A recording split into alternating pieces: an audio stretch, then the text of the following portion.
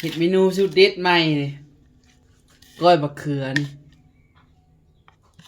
ก้อยบะเขือคืนที่แซ่บหรือบ่แซ่บติดตามนำกันเนาะจางหรือเค็มก็ว่ากันนะพี่น้องเอ้ยเพิ่นว่า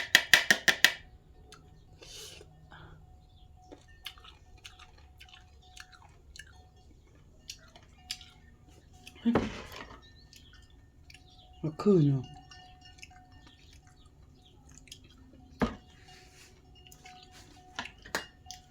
อ๋อลืมหมักนาว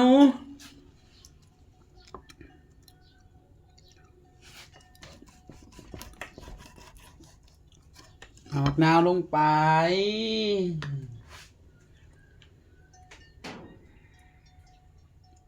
ตอนนี้แก้คืนเด้อตอนนี้เด้อแก้คำคืนนั่นตัวนี้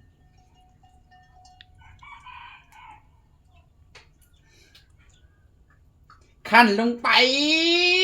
ขยี้ลงไปนั่นว่ากะล้นกะล้นกะล้นกะล้นกะล้น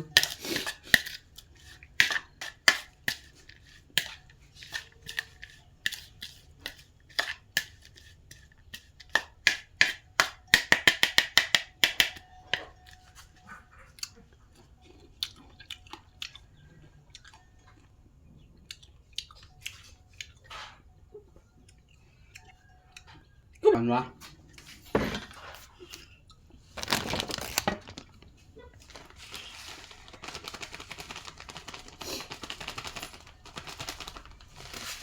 เป็นนวดเสริมลง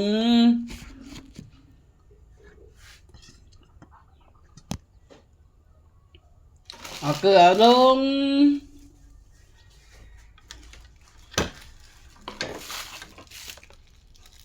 ข้าวคั่วมีบ่